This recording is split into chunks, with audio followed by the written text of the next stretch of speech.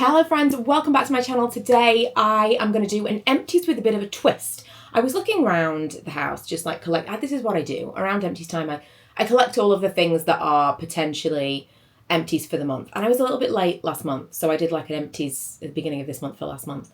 But I'm missing one and I wanted to do 12 for the whole year. So I was doing my collection and I found a couple of makeup items that are nearly finished. And I thought instead we would do a beauty empties, like a makeup empties, which will include everything that I currently have to show you that I have almost used up or previously used up or already repurchased. So these are things that I am currently still using. They're not like historic favorites. They are currently in rotation, but they are either already repurchases, so I've already used them at once, or I'm about to come to the end of it and I feel like I've really got a lot to say about each of these products. I don't even know where to start. I'm going to start with this because this was kind of what kicked me off. I was thinking I can't have very much left of this at this point.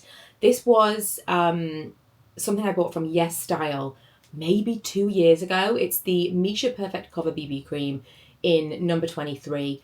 And there are multiple reasons that I love this. It has got SPF 42 random, but I don't use anywhere near enough of the product for that to be effective. Still SPF underneath, always.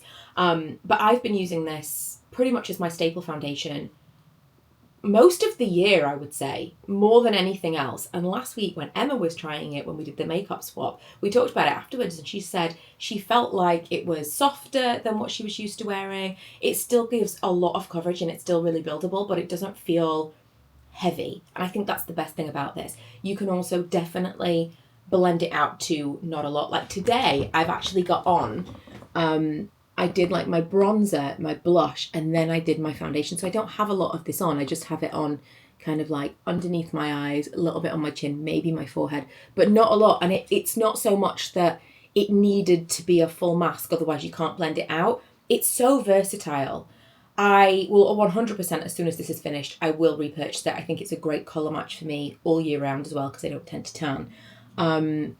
But it's just so natural, and I think BB cream can go one of two ways. It's either very, very heavy and people are quite put off by it, or it's too light and it's more like a tinted moisturiser. And I would say that this can be whatever you want it to be, depending on how you apply it and whether or not you want to layer it, build it up. It's maybe one of the best foundation products I've ever used. Let's stay on base. Let's stay on base so you can skip along. If you're not interested in base, you can just toggle along.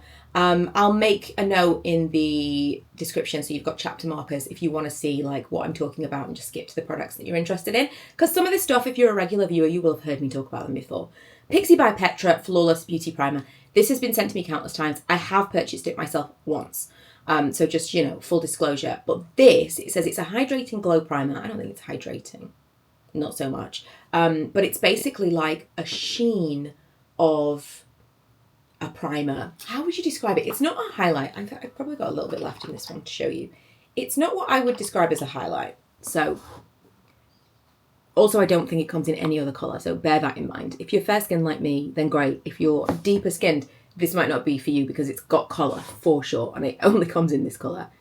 And you can see, I mean, it's almost foundation-y, isn't it? So it's not got like a mega metallic sheen to it. It's not highlighter, as you would know, but it's got not an iridescence, like a light reflecting quality that is so nice. Look at that. It really truly gives a glow rather than looking shimmery. It makes your skin look luminous. That's the word I was looking for. It makes your skin look luminous. It makes it glow from within, and that couldn't be more the finish that I'm looking for with my makeup. So what I would tend to do, I'm not wearing it today because this was an afterthought. I was supposed to go somewhere else. I had other plans and they fell through, and I was like, well, I quite like my makeup. Let's film a video. Because recently I've been filming videos very off the cuff, and I thought, let's actually put myself out there looking a little bit nicer for once. But I would put it on kind of this whole area and then do whatever makeup I was going to do, and it just kind of shines through this glow. Love it so much. Don't put it all over my face. I do still put it in my high points, the areas that I would apply highlight, but it's not that shimmery sheen, and I think it is particularly forgiving as we get older and as shimmers and glitters tend to kind of exaggerate things that we don't want to exaggerate. And I know some people hate the flattering word, but it is what it is. There are certain things that will make you look better and certain things that will make you look worse. How important that is, that's down to your individual values. I don't want to look older. I don't. And so I want to have things that are more flattering. If that's not important to you and you want to go all out glitter, power to you, because there are some amazing highlights that I put on and I'm just like, ugh, they just don't look the way I want them to look on me. And then I wear things like that. So I'm putting it out there for people who feel the way that I do, but don't feel that I'm saying once you're of a certain age you can't wear, because that's not true. I still love a glitter eyeshadow. Along the same lines, we've got this. Actually, I've got another one as well. So I don't think I've ever used a full one of these, like a full size of this. This is the Ambient lighting powder from Hourglass. This particular colour is Diffused Light. It's fine. It's a little bit paler, perhaps, than I would want. I bought it online and it was not quite what I wanted, but I did, hilariously, I took this around town with me, drunk the whole thing, and nothing happened. And then I dropped it sober from the kitchen counter and a little chunk came out. What I did with that little chunk was I put it in this, and then it ended up becoming like a travel one that I could take with me. But what was in this one was, do I have it with me somewhere? I know I have a new one. There we go. What was in this one was this, and this is the real star of the show. This is Dim Light. You can get this as a miniature, as you can see. You can also get it as a full size. But when I went to get this one was out of stock. This is slightly pinkish. It's got a little, it's not just you can see it. It's not just what for me, a skin colour. It's a little bit pinkish for me, but I like to use this here because, again, glow, adds a sheen. All of these powders do. They add a sheen. They're very, very finely milled, so they're not very powdery. But it adds a sheen and a little bit of a blurring situation, but also a glow. It also gives you that it's kind of ethereal. It's a little bit otherworldly. Let me just make sure I put the right thing back in my makeup bag.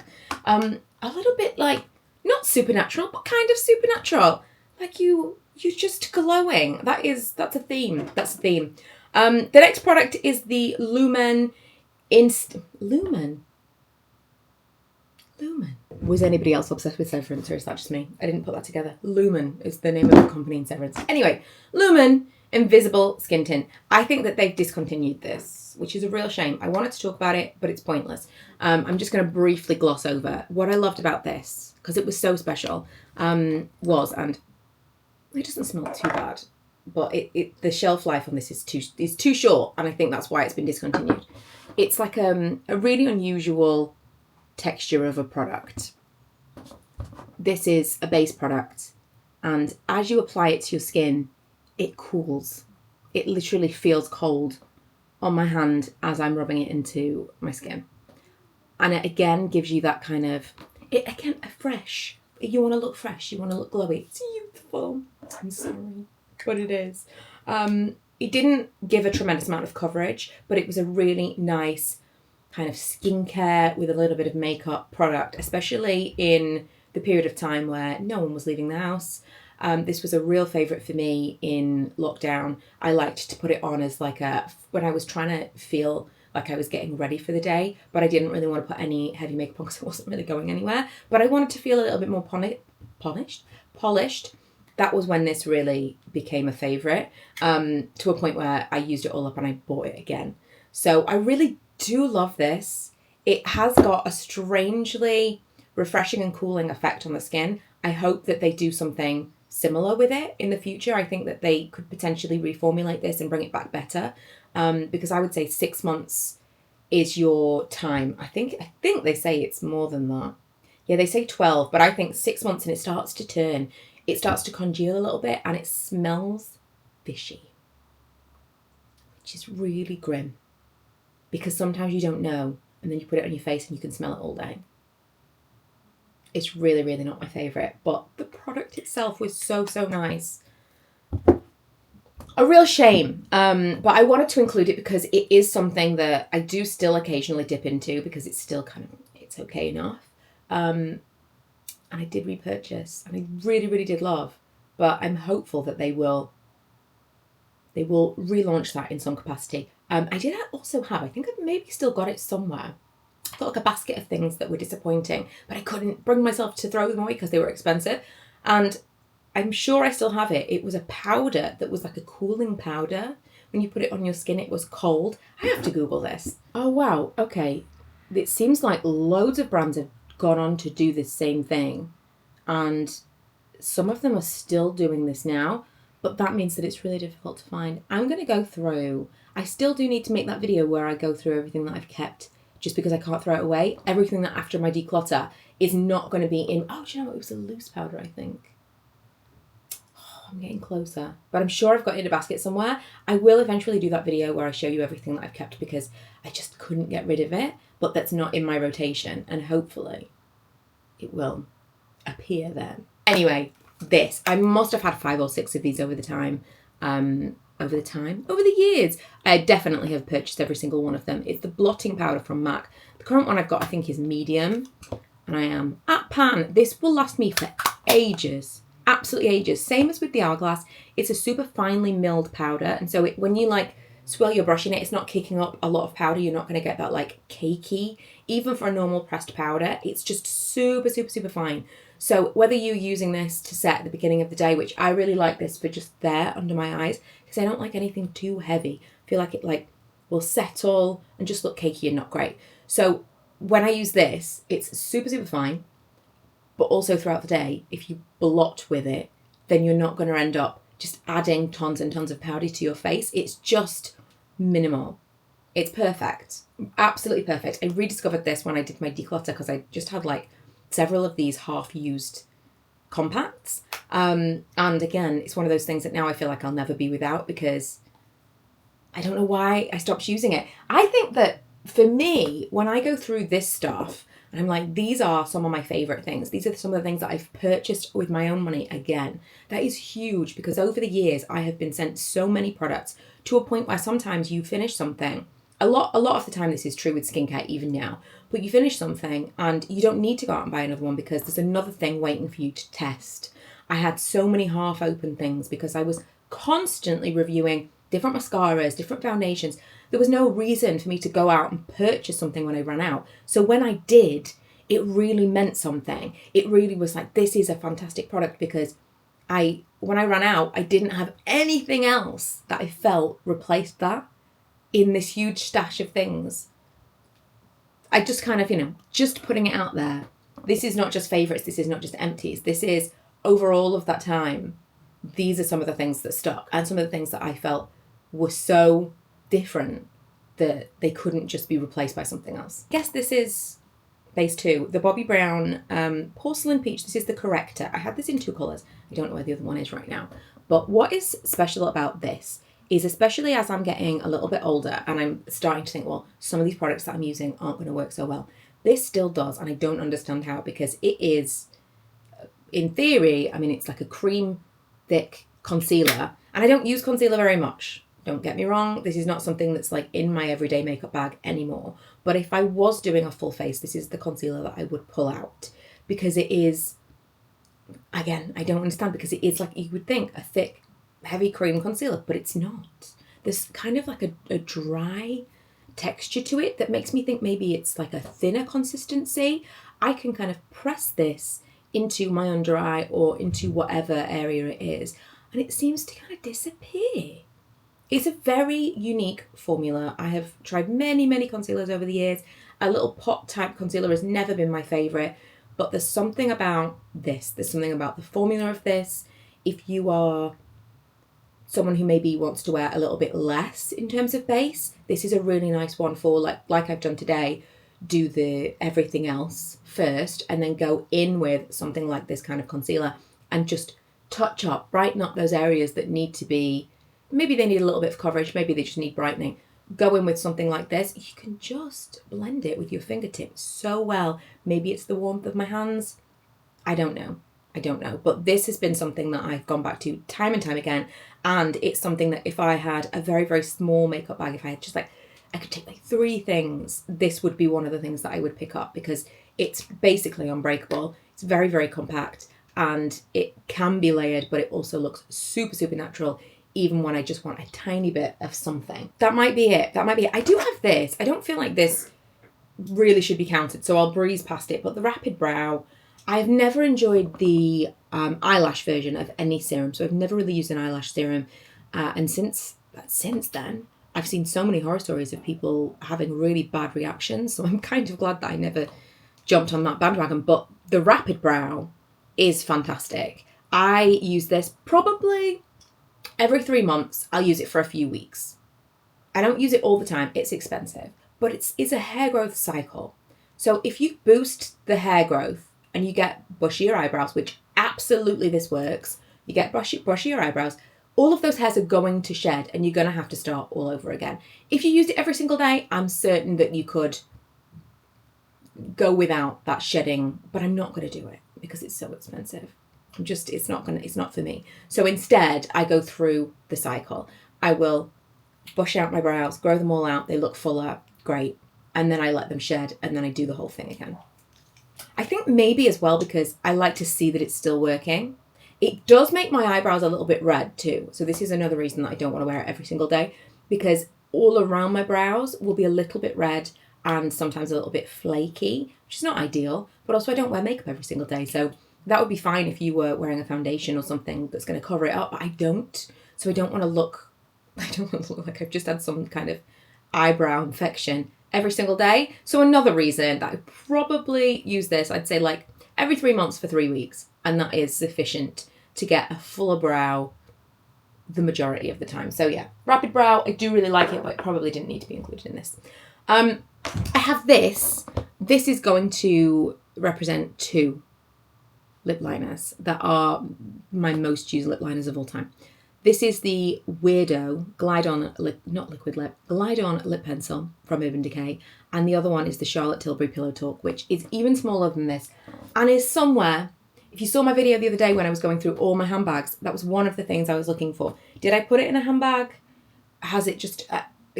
my makeup is like the socks in the washing machine. They just disappear and I don't understand why. So I can't swatch that for you, but I'm going to pencil sharpen this one now. I'm going to pencil sharpen. I'm going to sharpen this pencil and show you the colour of this now. I've just been doing one final little search and I truly don't know. I don't know what happened to Pillow Talk, but I'm sure it'll turn up at some point. Oh no! I think this is coming to the end of its life, to be honest. You know, like when it gets a little bit, it's kind of loose in the thing. Focus on the pencil, please. Because it can still see my eyes. This is, you know what, well, everyone used to mock, like, bloggers doing this. There's a reason for it, because a camera is trying to focus on a face, not a product. Why won't it focus on this? Come on. Maybe it doesn't exist. Maybe it just exists in my mind. Anyway, this is a little bit loose now, so I think it is coming to the end of its life. This, compared to Pillow Talk, is like the, oh, it's super dry. Okay, it's time for another one. Pillow Talk is very pink. Because I was going to tell you how creamy these are, and now this is making a liar of me. Pillow Talk is very pink, whereas this has got like a peachier tone to it. Imagine Pillow Talk is here. That's all I can do for you. It's a little bit more cool tone pink, whereas this one is like a peachier, warmer tone. So those two basically did everything that I needed them to do between them, because if I wanted a neutral, I was looking for either cooler or warmer, and that was that. Since then, I mean, I've got so many lip liners. They are my weakness. Of everything that I own, I have more lip liners than anything else. Obsessed. But I flip between all of those, whereas these ones, imagine there's something in this hand. These ones, tried and true. I've had them each maybe for 10 years. The thing with a good lip liner, not to bang on, the thing with a good lip liner for me is you want something that is just the right amount of creamy. You don't want a full lipstick feeling. Like, I love the Kylie lip liners. Excuse me. I love the Kylie lip liners, but they are creamy. They are basically a lipstick in texture. So I just fill my entire lip in with it, and it was just a finer lipstick.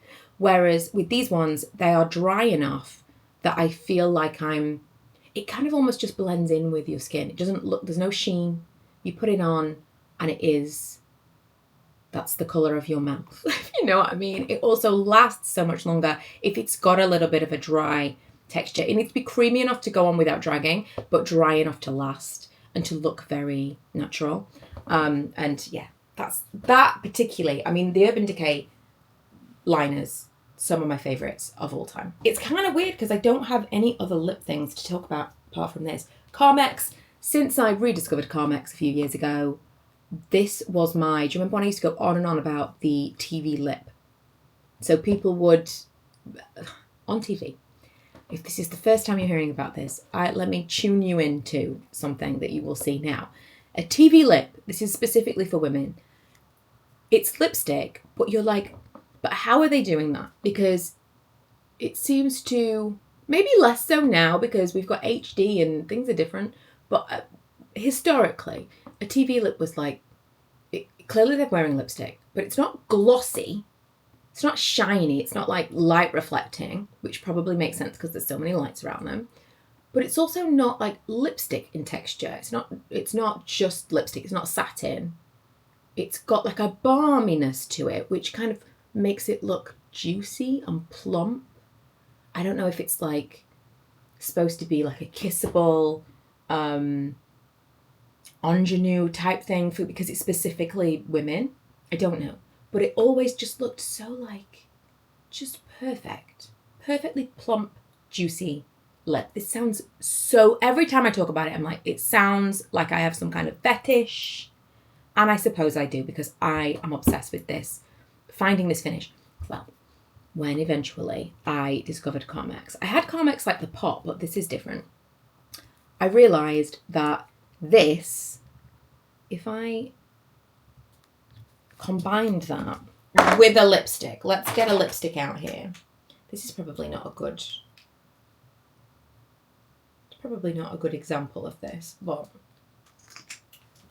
so we've got the lipstick. The lipstick is like, you know, that's what a lipstick texture is, right? And then you combine it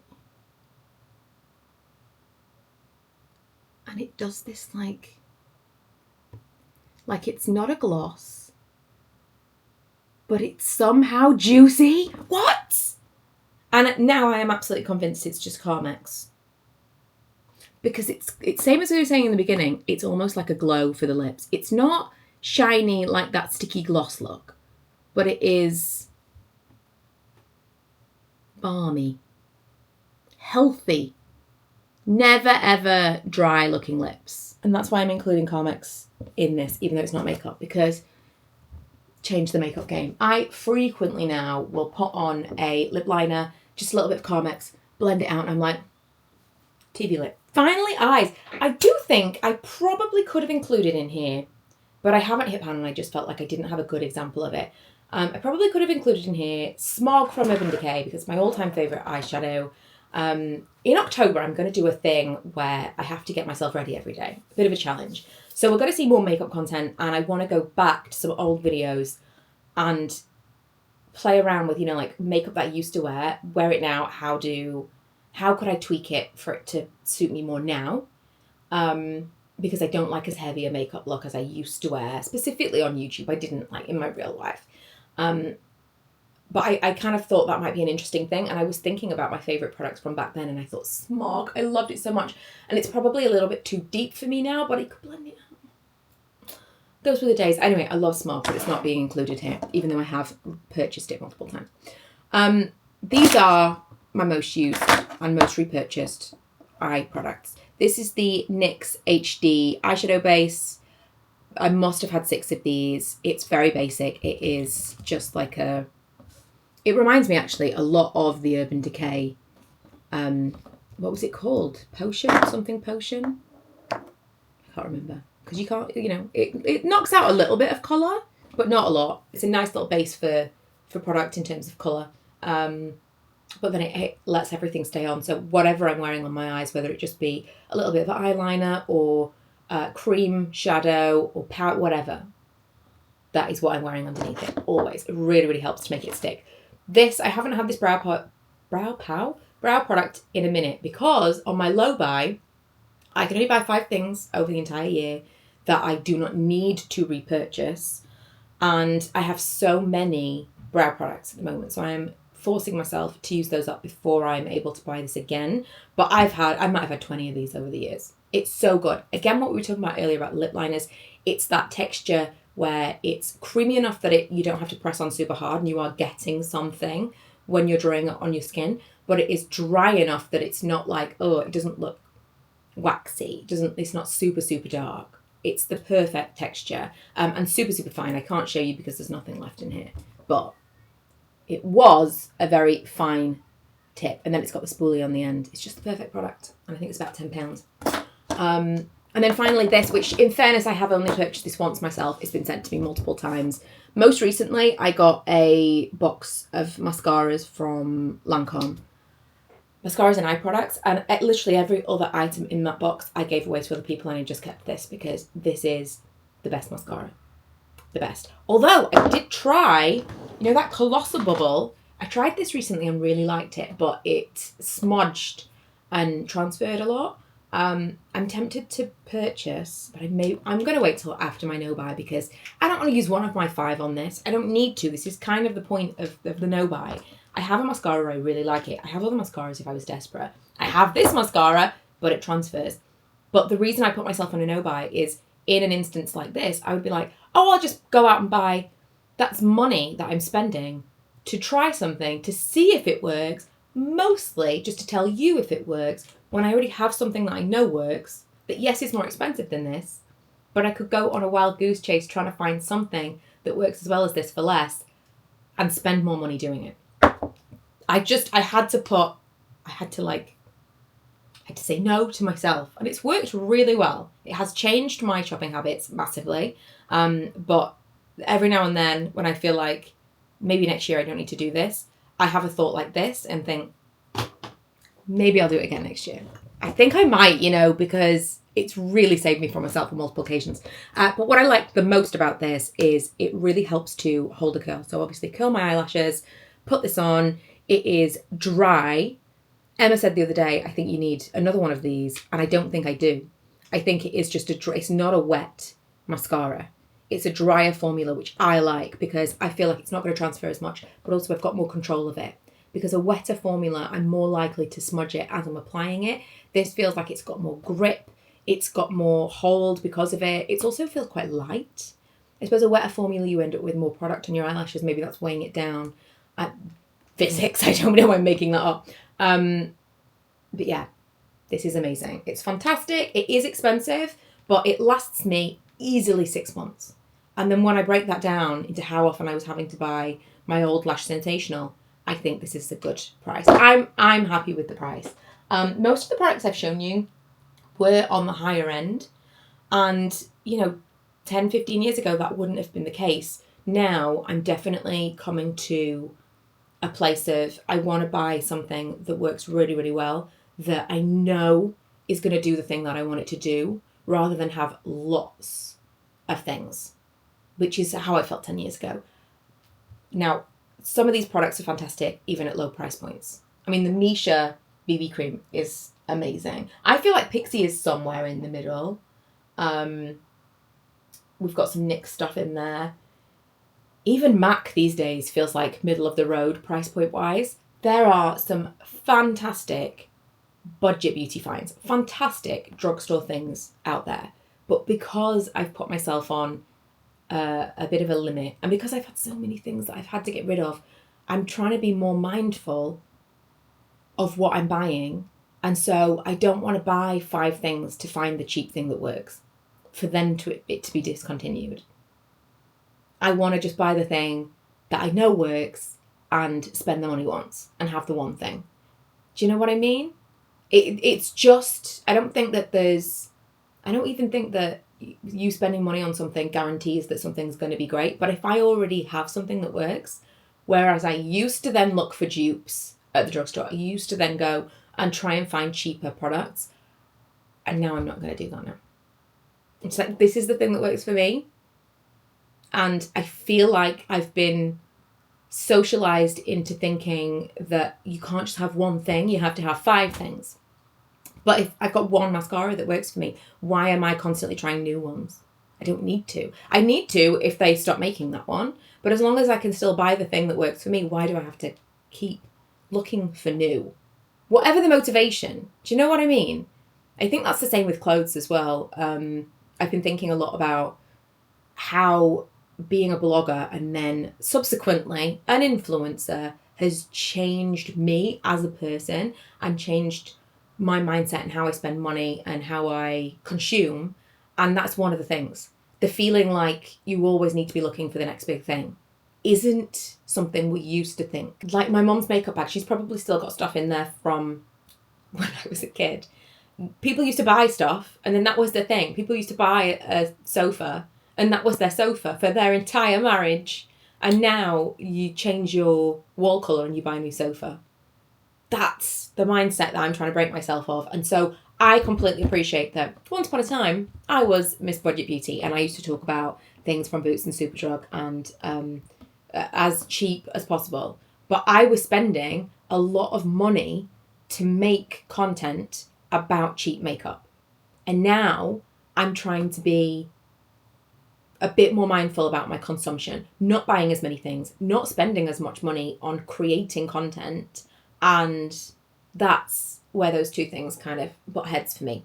I could 100% still go out and buy loads and loads of makeup and review it all and be like, here are all the things under £5. But I would be spending an inordinate amount of money to do that. And that feels... it kind of feels like a lie. It feels like saying, look, I'm being so budget conscious in showing you all of these things that cost this much money. But in the process, ending up with drawers and drawers and drawers of makeup that is so wasted because there's no way you can ever use it all. And also you buy things knowing it might not work. And you buy multiple colours because you want to swatch multiple colours. Anyway, we've gone on a rant at this point. These were lots of products, not all products of all time, but lots of products that I could find to show you that I have either almost finished up now or I have finished up in the past and repurchased, and maybe some lengthier reviews than usual in our empties, but I was feeling it. I was feeling it today. Hopefully you enjoyed it. Let me know if you've got any questions. I will link and list everything below and I'll try and put everything into chapters to make this a little bit more manageable because I think it will be longer than usual. But yeah, thank you so much for watching. If you haven't already, don't forget to subscribe. Check out my other channels below and I will see you guys in the next one. Bye.